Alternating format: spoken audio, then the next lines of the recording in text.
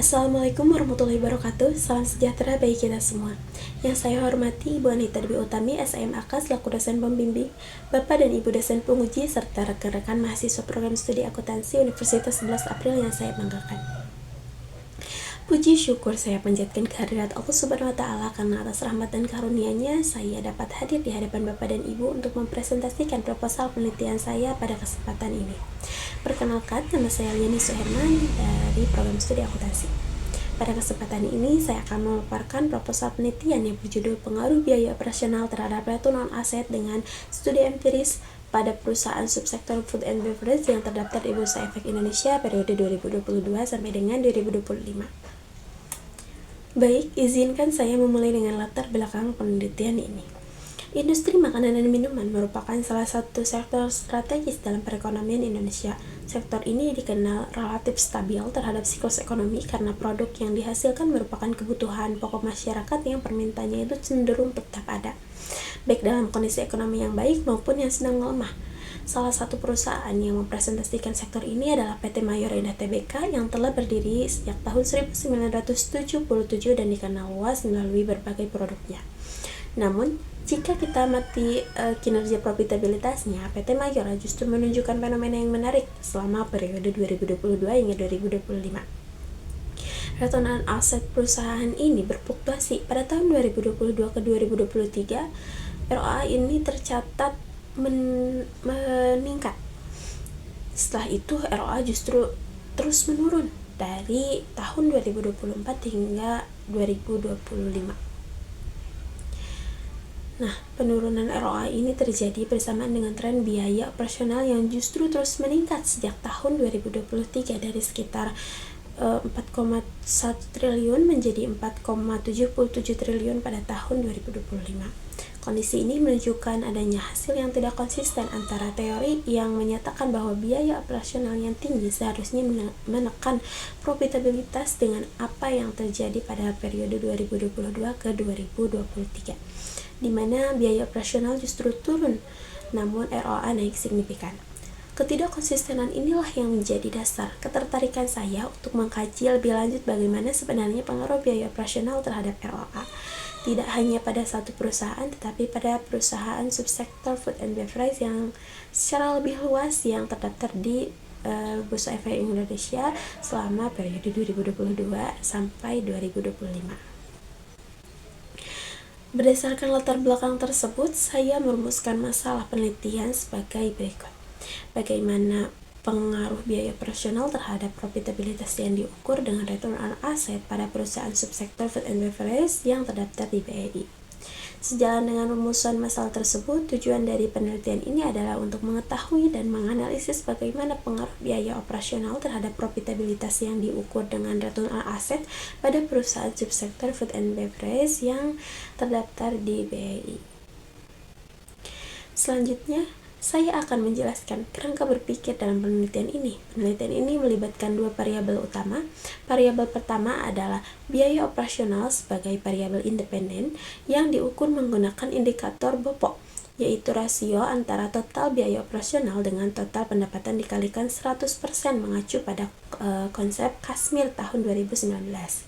Nah, yang variabel yang keduanya itu adalah return on asset sebagai variabel dependen yang diukur dengan membagi laba bersih terhadap total aktiva dikalikan 100% mengacu pada Brigham dan Howson tahun 2019.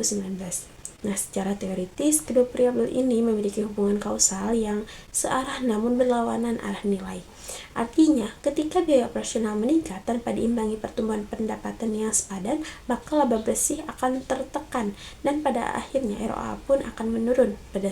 Berdasarkan kerangka berpikir tersebut, saya mengajukan hipotesis penelitian ini yaitu H1 terhadap pengaruh negatif biaya operasional terhadap return on asset pada perusahaan subsektor Food and Beverage yang terdaftar di Bursa Efek Indonesia periode 2022 sampai dengan 2025.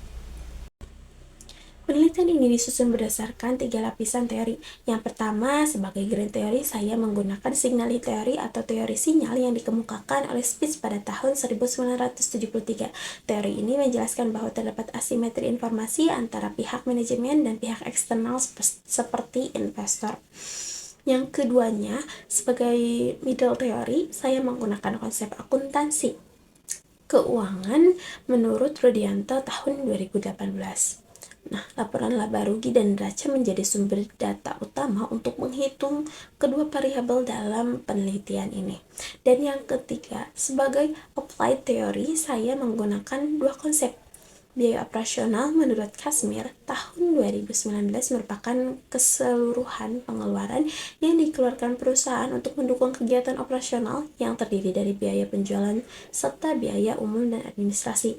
Sementara itu, return on asset menurut Harry 2018 serta Brigham dan Houston 2019 merupakan rasio profitabilitas yang mengukur kemampuan perusahaan menghasilkan laba bersih dari seluruh aset yang dimilikinya. Selanjutnya, saya akan memaparkan metodologi penelitian yang digunakan. Penelitian ini menggunakan pendekatan kuantitatif dengan jenis penelitian deskriptif dan verifikatif, karena menggunakan data sekunder yang telah dipublikasi tanpa melakukan intervensi terhadap variabel yang diteliti.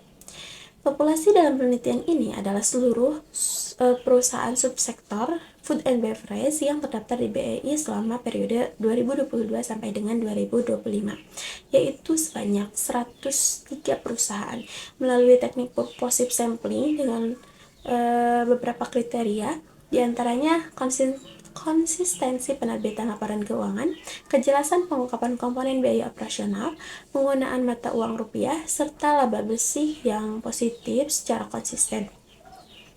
Diperoleh sebanyak 30 perusahaan yang memenuhi kriteria sampel dengan total 120 observasi selama 4 tahun pengamatan. Variabel independen dalam penelitian ini adalah biaya operasional yang diukur dengan bobot dan variabel dependennya adalah return on asset. Adapun teknik analisis data yang digunakan meliputi statistik deskriptif, uji asumsi klasik yang terdiri dari uji normalitas, uji heterodestisitas, dan uji autokorelasi, kemudian dilanjutkan dengan analisis regresi linier sederhana, uji koefisien determinasi, uji T parsial, serta uji korelasi person produk momen untuk mengukur kekuatan dan arah hubungan antara kedua variabel. Saya menyadari proposal ini masih memiliki banyak kekurangan, sehingga saya sangat terbuka menerima kritik dan saran maupun masukan dari Bapak dan Ibu dosen penguji dan pembimbing untuk menyempurnakan penelitian ini selanjutnya. Demikian presentasi dari saya. Terima kasih atas perhatiannya dan kesempatan yang diberikan. Wassalamualaikum warahmatullahi wabarakatuh.